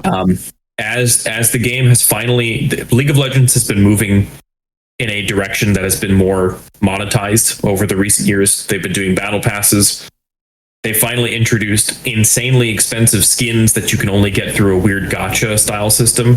Oh no! There's a skin for a popular character named Ari that takes probably around $500 to get on average. Oh, that's gross. Yeah, and so on the back of all of these concerns about ridiculous skin prices and the quality just kind of going down of recent releases, Riot finally came out and took Hextech chests away from the players for free. You can no longer get them for free just by playing the game and doing well. And Riot put out some bullshit video talking about how too many players were amassing already impressive skin collections without paying any money, and it's causing Riot to lose a lot of money every year that you guys are getting all of this free stuff. But because cosmetics is how we make money. Oh my god. So we are taking Hextech chests away, and we hope you'll understand that ultimately this is in the interest of trying to make sure that Riot can continue to support itself. That sounds like such bullshit. It's bullshit. It's absolutely bullshit. And again, I guarantee you, they would never consider, the CEOs or the higher ups or the executives taking pay cuts before they do something stupid and punish the players. Wow. So, yeah, everyone's mad about it. And there's not a single person who plays League of Legends who I think this is justified. Yeah, no kidding. Like that's awful. That is like so predatory. Yeah. It's ridiculous. Damn League. No wonder players are toxic. I'd say jokingly. They deserve to be now. Yeah. So our editor note for Too Close to the Sun was Nathan Jones in 1996 World's Strongest Man skipped the second to last event in his heat, thinking he would dominate the final event. Instead, he boofed it so hard he didn't even make the finals, which led to Magnus Vern Magnusson winning his fourth World's Strongest Man titles. Jones stormed out of the competition and tried his hand at professional wrestling, where he also was a bust. He can be seen in the recent Mad Max spinoff film Furiosa as Rictus Erectus. Huh, that's really interesting. I did not know that he was in Furiosa. Yeah, I still haven't seen that movie. It's on my list. It's good. All right. So our last little break before we finally wrap everything up was I was going to kind of go over some of the games that came out this year. I've got a nice little list of stuff that I've made. So we had last year we had Black Myth Wukong, which I've still yet to play, but I heard it was fun. I heard it's more a character action game than it is Souls. So yeah, it's like God of War from what I've heard. Mm-hmm. More like classic God of War. Yeah. We also had UFO 50, which I talked about a little bit. Shadow of the Erd Tree also came out, and Metaphor. Final Fantasy VII Rebirth, the second in the Re-series for Final Fantasy. Yep. Animal Well, that is a game that's currently on my, I would like to play this and still haven't too. I heard it was really good. Metroidvania. Likewise. Pacific Drive. I've also been meaning to play that. I'm going to be talking about that in my class later this semester, and I haven't played it yet, so I need to get on that. But it looks really cool. Yeah, I like the concept. I like using your car as like a thing, because there was a Mad Max game that came out when I was an undergrad that I really liked, and so I think we need more car-based games that are not racing games. Oh man, bring back the Twisted Metals and the Vigilante 8. Right. Last year, Nintendo, probably joined the woke train and put out 2 games with female protagonists, with Princess Peach's Showtime and The Legend of Zelda: Echoes of Wisdom. Yeah, ridiculous. Yeah, how could they? We used to be a real country. I know. How could a good old American company like Nintendo do this to us? Totally not founded in Japan. Or, go back and just listen to our Nintendo history episode. Yeah, that too. Stellar Blade came out and then caught some fire with they put 2B in there, and there was a really bad gamer controversy because people were taking the cameras and trying to pan to look underneath 2B's skirt, and she would kick the camera, which is what she does in Nier. Yeah. But they also added it to all the other characters, and I thought this was funny. I thought this was amazing and great, but they backed off that one because people got real mad that you couldn't look up the girl's skirt anymore. Yeah. Well, Stellar Blade found itself kind of at the center of this culture war nonsense where people were championing Stellar Blade as a return to traditional values in gaming because the females are hot. Yeah. And so they were like, how dare I not be able to look up the hot female characters, the skirts, Stellar Blade, how could you betray me like this? Yeah, that's awful. We mentioned it before. Multiverses came out and has subsequently been ended. I put this one here because I actually played it and I thought it was great, but Nightmare Cart. So for those that don't know, someone made a demake version of Bloodborne. What if Bloodborne was made on the PS1? And it looked really cool. And then they even apparently made a workable version, but obviously to do something with it, they couldn't use all of the names. So instead they made a Crash Team Racing / Diddy Kong Racing / Mario Kart version of not Bloodborne called Nightmare Kart. It's actually free on Steam. I played it and it was so much fun. It made me want to go back and play Bloodborne, but then I remember Bloodborne plays at 30 frames per second. It's so bad. every time I try and go back and play Bloodborne, and it's always the 30 FPS that makes or breaks my ability to stick with it. I feel like we bring this up like every episode. But FromSoft, Tony, please, FromSoft, Tony, please. just give us 60 frames per second. No graphical upgrades. I will betray my standards. I will pay $100 for a AAA remake of Bloodborne. Yeah. The people who make gotcha games that everybody knows of put out Zenless Zone Zero. I heard it was good. Yeah, I've heard it's great. This was the big one, and I was so happy. Was Capcom finally pulled the trigger and gave us Marvel vs. Capcom 2 again with the Marvel vs. collection, and it has rollback netcode. It's going to be at EVO as one of the main stage games. Yeah, I'm excited to see how nuts it's going to be, and that Justin Wong is probably going to win in the end. I'm really excited to watch it. We had Concord, rest in peace. Yep, rip in peace, Concord. World of Warcraft. Sorry. It was a mistake to try and make that kind of game. Oh, yeah. World of Warcraft put out its newest expansion to actual good acclaim, which was The War Within. I've heard really good things about it. Yeah, I've heard decent things about it. I'm like, I don't hate retail WoW as much as a lot of people do. Mm-hmm. I played Battle for Azeroth. Yeah. I thought it was fine. I haven't played in a couple of years, but I have heard The War Within is good. So I heard it had like really big Final Fantasy 14 influences, which, speaking of which, Final Fantasy 14 put out a new expansion this year too. Yeah, I have not played it yet, but there was the game Squirrel with a Gun. It's exactly as it sounds.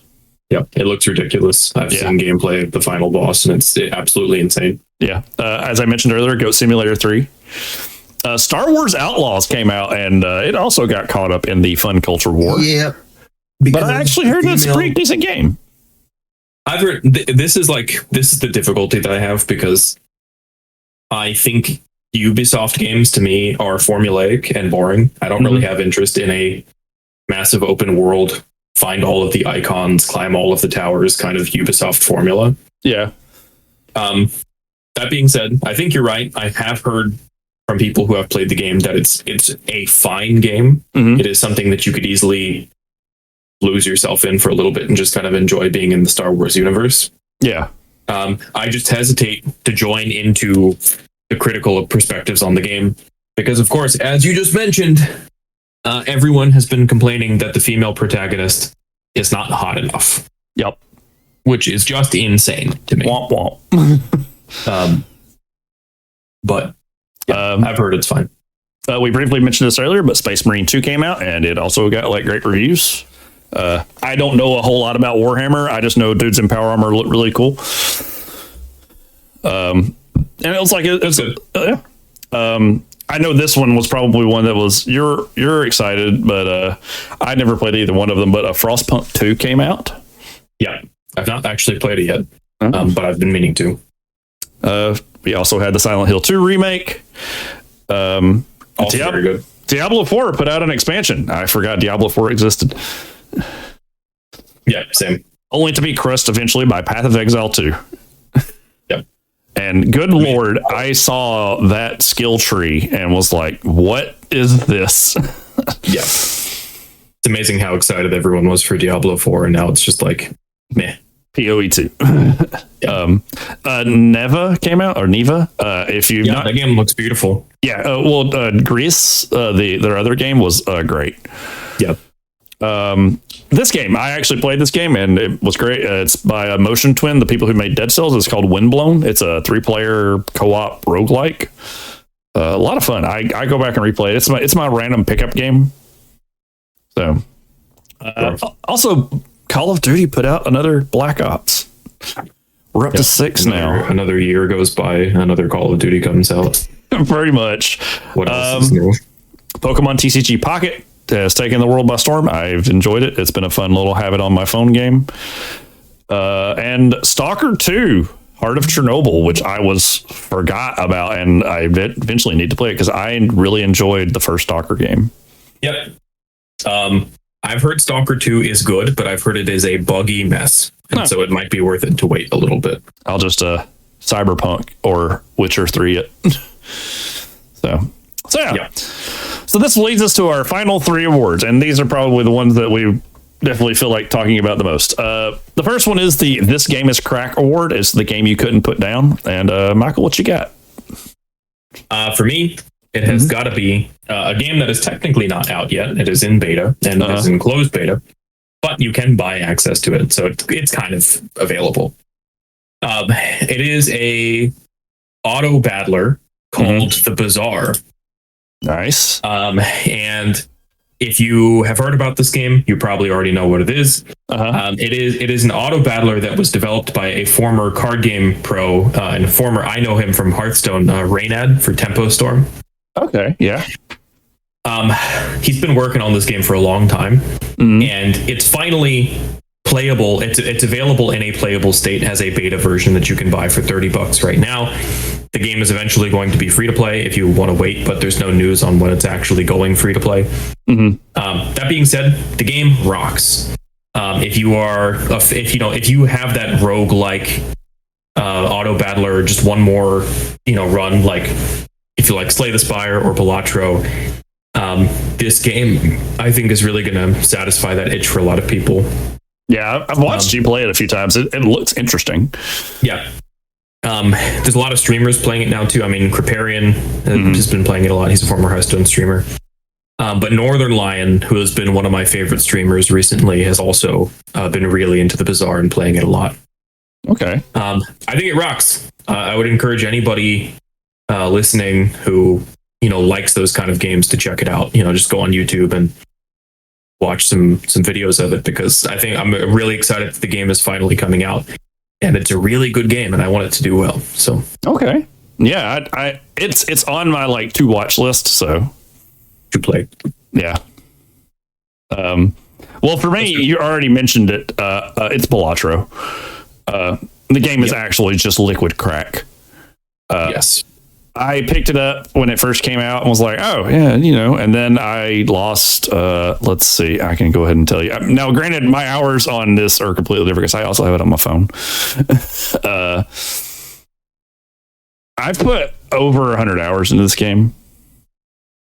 It is legitimately you will start playing it. So for folks that don't know, Balatro is a deck builder, kind of like what Michael was talking about, where it's like Slay the Spire, where you're given a set of cards and you kind of got to work your way through it. Except for in Balatro, it's a 52 deck of poker cards, and every round you have to make poker hands, and that's the basic premise. But it gets more interesting because you have jokers that do crazy and wild things. You can manipulate your deck. You can have an entire 52 card deck of nothing but face cards. You can play 5 of a kind, which is an illegal hand. You can play flush 5, which is 5 cards of the same suit. The game is hilarious, and it's so bare bones, but so deep at the same time. And then they put it on mobile, the monster. Yeah, how dare they? Yeah. So yeah, Balatro was just so crack, and it still is crack. The other night there was I was having to keep an eye on the weather. I had the weather up on my TV, and then I had Balatro on my monitor until we had a severe thunderstorm warning and tornado warning, and I was like, but I'm in the middle of a run. So yeah. If you want to lose a lot of time, just download Balatro. It's $10 on Steam or your phone. Pure crack. Yeah. So our editor note for this was I could rewatch the 2016 World's Strongest Man event all day. Brian Shaw's 4th championship win was dominant, and he was at the top of his game. So. Yeah, Shaw is one of the best to ever do it. Yeah. Yeah. So watching him compete is always a pleasure. Yeah. So our next award, the one that I always like to enjoy talking about, because I think this is how gaming pretty much is as I am as I've gotten older, is the game of the not year. The best game you played that didn't come out this year. So what do you got, Michael? I have a little game that's been in development for quite a while, and that is Project Zomboid. Project Zomboid is a game that I've known about for a long time, but I only recently started playing it because there is a YouTuber who I started watching random, series that he was doing of just challenge runs that he had whole servers of 100 people, trying to play. And I got into it and I finally picked it up because as far as like a post-apocalyptic like zombie survival simulator, it is very realistic, which is like, I know it's a weird thing to say because it's like a top-down, like pixelated isometric perspective game. Yeah. But the level of detail that the game goes into as far as like your basic day-to-day needs and what you need to do to survive and how you can customize your character, it's really in depth. I mean, it really is quite something. So I got into it and I'm still learning how to not be bad at it. But it has really gotten my attention at the moment. Okay. Sweet. What is your game? I played Dave the Diver. Yes, such a good game. Do you want to talk about like one of the coziest, like easy playing games that has like one of the most satisfying gameplay loops? Dave the Diver is right there. What's funny is they just put Balatro in Dave the Diver. You can play Balatro inside Dave the Diver. But yeah, so for folks that don't know, Dave the Diver is a game where you play as a guy named Dave who is a diver and you run a sushi restaurant. Yep. The gameplay loop is very simplistic. During the day, you go swimming, you catch fish, and you send them back to the restaurant. At night, you manage the sushi restaurant. There is a story. It's kind of funny and goofy. The thing that sold me on finally buying Dave the Diver was they added a Godzilla DLC. Yes, I did see that. And so I was like, yep, here we go. Let's do it. And I did. It was my, like, I would sit on the couch and play it at night until like I was just like, okay, well, you know, I've kind of gotten to where I want to go. And it's like it scratches that little itch where it's like you would play and I'd be like, well, I'll just do one more night. I'll just go catch like one more fish and then I'll call it a night. And then some event happens where like some special guest comes in and wants a certain kind of like a specialty sushi dish, and you're like, damn it. Yeah. So yeah, I really enjoyed that game when I played it 2 years ago. So yep. Our editor's note here is the best World's Strongest Man competition, in my opinion, was 2017. It had the most World's Strongest Man victories across the competitors of any show other than the 2008, which is tied with at 14. World's Strongest Man 2017 is an interesting one. Oh, yeah? It is the only year that Eddie Hall ever won World's Strongest Man. Mm-hmm. And so it's a popular one because he's kind of a fan favorite. Yeah. However, there was a bit of controversy surrounding it. I don't know to what extent this is legitimate. My inclination is to think that it's not. But I know that Hafthor Julius Bjornsson in particular was quite frustrated with the outcome of that World's Strongest Man because a lot of people feel like the event was designed and or unfairly organized to favor Hall so that he could actually finally win. Yeah. Apparently some of the events were changed like shortly before the competition, or apparently there's a lot of weird theories that people have about like Eddie Hall being friends with the guy who organized the World's Strongest Man. I'm not given to conspiratorial thinking, so I think it's mostly nonsense. Okay. But, you know, Thor was also just kind of pissed off that he didn't win, I don't think. Gotcha. So it's neither here nor there, but 2017 is certainly a very interesting favorite World's Strongest Man. Gotcha. Okay. Well, all right. Well, this leads us to our final award. And no, it's not Game of the Year. We don't do that around here. You've got the Game Awards for that, which even though I may not agree with the Game Awards, it's more like trailers at this point. Yep. But we have the most anticipated game of 2025. What you got, Michael? For me, it's got to be Death Stranding 2 on the beach. I love Death Stranding. I have loved Death Stranding since the day it came out. Even when the naysayers were saying it was just a garbage walking simulator.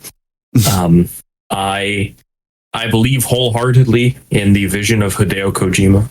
I mean, we are big Kojima fans around here. Yeah, huge Kojima fans. And honestly, I still consider Death Stranding to be one of probably my favorite games I've ever played. Wow. And so, yeah, I mean, Death Stranding 2 for me is just a huge deal. I mean, it would be like them announcing Disco Elysium 2, which, you know, is never going to happen. If they did, I would hear you from like all the way across like a couple states, and just like I sense a disturbance in the force. Like, oh, it's Michael. It unfortunately will never happen, considering that Zaum kind of fell apart. But yeah, I mean, Death Stranding 2, you know, it is just my most anticipated game. But I see you have a pretty good choice here as well. Yeah, I'm going with Monster Hunter Wilds. So fun story. I've never played Monster Hunter really. I got World when it was on sale, and I played like the first zone, but didn't feel like there was much support of what was going on in the game at the time, and so I kind of fell off of it. I liked what I played, and I enjoyed making my little Palico. His name was Dammit. Nice. Because it was created hilarious moments, and I thought him playing his little hunting horn was the most adorable thing ever. But then like the trailers for Wild started coming out, and I was like, oh, this looks really neat. And then I got to reading a bunch of stuff saying that like Wilds is designed in mind for people who've never played Monster Hunter before. I was like, okay. And then as the trailers kept coming out, I was like, all right, this looks really cool. I'm really interested in this. And then I got to play the beta a few weeks ago, and it kind of solidified my like, all right, yeah, no, I'm game. Let's go. I was already really excited, and now I've only got to wait as time of recording 1 week and some change to play Monster Hunter Wilds. And I will be playing it with you. I'm hyped. Like I said, I've never really gotten into Monster Hunter. I liked what really is exciting to me is the level of animation detail that they have gotten in these games. Yeah. And oh my God, the food. Yeah, the food looks really amazing in this new one. Like, Jesus, Capcom. So. No, some people are annoyed by the fact that it's not a cat chef in this game because you cook it yourself, which I can understand. No, but Muscular Chef's apprentices show up in this game. True. And I liked Muscular Chef. He was cool. Yeah. So yeah, I'm definitely excited for Monster Hunter. Sam, do you know what weapon you're going to be using? I like Charge Blade. Fair. Charge Blade's fun. I liked it in Ultimate. I don't know what my secondary weapon's going to be, though. True. I've played around with a few other ones. I really like Longsword seems cool. Bow and arrow seems fun. Hammer seems hilarious. Yeah, hammer's cool. I know you are a gun lance aficionado. Yeah. I am a gun lance enjoyer.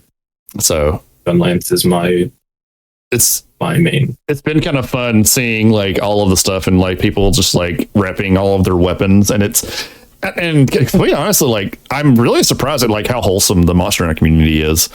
Yeah. It kind of reminds me of like I think I've mentioned this before. Like, so I used to play Smash a lot, like Smash Brothers a lot with in like competitive circles, and I got kind of like pushed away from that community because they soured me really bad after one tournament that I went to where like my first round was this kid who had never played before, and so we had some like really good sets, and I was able to like talk to him afterwards. I had a really positive experience. The second guy literally sat down, plugged his controller in, and just looked at me and was like, Pokemon Stadium 2. And I was like, dude, I had a similar experience at like the one Smash tournament that I went to. And I was like, yeah, man, sure.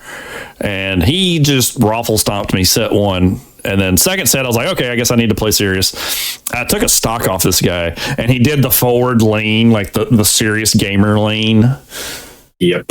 And didn't even GG me, didn't even fist bump me, unplugged his controller and walked off. And I was like, wow. Yeah. Okay. I don't understand like what it is about these people that just, they think they just don't have to be a normal human being somehow. Like, yeah. Say hi, shake my hand. How's your day? You know? Yeah. I already like had like a bad experience to begin with because they delayed to the tournament because quote, some pros were coming. So then I went down to losers bracket and played against a guy who like was like actually from like originally where I live, and so we actually like talked, had some fun. The second guy was okay. The third guy sits down, plugs the controller in, and goes to Pokemon Stadium 2, and I was like, oh god, here we go again. Yeah. And the same thing happened. I took a stock off the guy. He like leaned forward because I guess the filth trash touched him. And I was like, I'm done with this. I'm not doing this anymore. Fast forward to a year later, I'm getting back into fighting games. I get into Guilty Gear Strive. I go to a Strive tournament, and it is legitimately one of the best experiences I ever had. Yeah, like Smash players are a weird breed of like weirdo. Like regular FGC people are not usually as weird as Smash players can be. Like I had random people just coming up to me at this like Strive tournament, just like asking me like, hey man, how's it going? What's your name? Like what character do you play? Like how did you get into this game? And I'm like, oh, well, hey, that's awesome. And then same experience. I like go to a Street Fighter 6 tournament, exact same environment where it's like really nice people. We get done with the sets. They like talk to me about things that I can improve. And I'm like, where have you people been? Like, yeah, not at the Smash tournaments. But then like I get on Reddit for Monster Hunter, and I'm like in the comment section just looking at stuff, and it's just like all like positive stuff, like people just trying to be like, oh yeah, no, that's a cool weapon, hey, have you tried this? And I'm like, oh my god, like there are like these like really like pockets of like amazing people just hanging out playing games. Yeah, so it is a wholesome community. It is. I'm people posting their like their palicos or their character. I spent 45 minutes on character creation. Sure. Like, so I am very excited for Monster Hunter Wilds and playing with all of my friends because I know a lot of people are going to be playing it. So So our final editor note before we wrap things up is the most anticipated part of 2025 is the performance of Tom Stoltman. Will he win his fourth World's Strongest Man? That's not what it is. Equaling the accomplishments of legends like John Paul Sigmarsson, Magnus Vern Magnusson, or Zadurus Savickas, and Brian Shaw. Well, do you have some kind of opposition on this here? Well, okay. So I will say Zadrunas, I mean, he has, I think, more World's Strongest Man wins than anybody in history, or just more competition wins in general. So Big Z is often listed as one of the best of all time. Okay. I don't know, man. I mean, Mitchell Hooper and Hafthor Julius Bjornsson, I believe, like I said earlier, are planning on, like, Hooper has declared that he is going to break the record. He's going to go for, I think, a 503 or 505 kilogram deadlift. Yeah. And honestly, I think he's going to get it. Hooper is a monster. He's a genetic freak. He's one of the best and most well-rounded strongmen that I've ever seen in the sport. Yeah. He's broken a handful of records over the past 2 years already. And I think his deadlift is strong. He looks really strong in competition. I think he's gonna, and for me, I don't know, that's gonna be way more exciting than seeing. Not to throw shade at Tom Stoltman. He did great. Yeah. But I think Hooper's the new hotness right now in World's Strongest Man. If anybody's, kind of got people paying attention. Okay. Well, all right. I just imagine you're going to be like watching like the stream of this, just like popcorn, just like, oh my God, is he going to do it? Yeah. The Arnold Strongman Classic is happening at the end of this month. So, okay. Well, cool. So yeah, well, wow, we've almost hit 2 hours on this thing. We're going to go over 2 hours. That's a record for us. Well, thanks for tuning in and rejoining us. Again, we took some time off. We're back. We're going to try and keep this train rolling. We got some things to talk about this year. Hopefully we'll be a nice distraction for you from what's going on in the world outside. So you can listen to us talk about video games and video game history and ramble about World's Strongest Man. Maybe our editor will get on here and him and Michael can just have at it, and I'll just sit back and mediate. Yeah, we'll do a random World's Strongest Man episode. I mean, we have blank spots in the schedule. Speaking of the schedule, just in case y'all are wondering, now granted, this is always subject to change. But our outlook for the year of our Lord 2025 is so this month was our award show. Next month we're going to be talking about something that I think is going to be kind of fun and interesting, and I'm looking forward to researching it. Is we're going to be talking about the internet and the thing Al Gore created. And because I firmly believe that the internet is a very integral part to gaming. And yes. With it blowing up in the 80s, we're going to take a little bit of time. We're going to talk about it. Yeah. There's some interesting internet precursors to mention as well. Oh, yeah. In April will be our 3-year anniversary. Holy crap. We've been around for 3 years so far. In fact, next month is our 20th episode. Like, we've made it 20 episodes. Y'all have let us go this far. Y'all are crazy. I don't know what we're going to be talking about for our anniversary episode. It's off topic. So who knows what we'll talk about. Maybe we'll have a release date for Night Rain or Switch 2. So, in May, we're going to be talking about the history of Sega, because they are also a very important part to the end of the 80s, because without them, we don't have the competition to really push Nintendo. We have another off topic in June. On July, we're going to be talking about the birth of the handheld. So we're going to be talking about the Game Boy. And maybe we'll touch on the Game Gear, because that's also kind of important in the context of the greater scope of history. You wouldn't have your Switches. You wouldn't have phone games. So we'll have another off topic. And then in September, we're going to be talking about the birth of the 16-bit era and the end of the 80s. So we'll talk about the SNES and the Sega Genesis and kind of the console war. Then we'll have our normal October spooky episode. And then in November, we finally hit that. We're going to be talking about the 90s. And then we'll also be finishing up with our award show. So yeah, a lot of fun stuff to look forward to this year. Yep. I'm sure our off-topic episodes will come up with some good stuff for y'all to listen to. So yeah, we'll wrap this up. We'll do our little plugs and then we'll close out, because I gotta go make dinner at some point. So Michael, I guess the people can still find you on Instagram, right? Yeah, that's still where I'm active most. I'm not on X I guess I have a Threads, but I don't use it. So gotcha. Well, all right. Yeah, you can find Michael at his mackerel_prawns. He posts videos of concerts. You've been going to a lot of concerts lately. Yeah, I just saw a Chat Pile last weekend, sludge metal band. It's not a real name for a band. Yeah. I'm kidding. I'm going to see Bill Murray again next week. So. Oh, nice. Super cool. Yeah. As for me, you can find me on Twitch. I have Backward Zero. Sometimes I'm streaming on there. Sometimes I'm not. I have my art account with Instagram. Press Art F4. My book came out. You can't buy it anywhere online.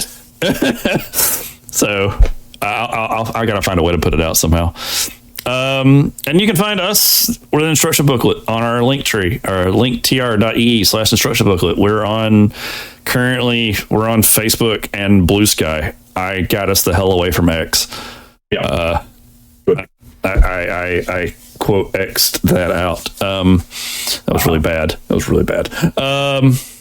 And we have a Twitch, and with us getting closer to more modern era games, we'll probably be streaming a little bit more on Twitch. I'm trying to figure out a good schedule for myself, and then Michael can use it whenever. But I know I'll probably be streaming a little bit more regular Nintendo games, maybe some Sega stuff. I definitely know there's a lot of games in the Sony PlayStation era that I have never played.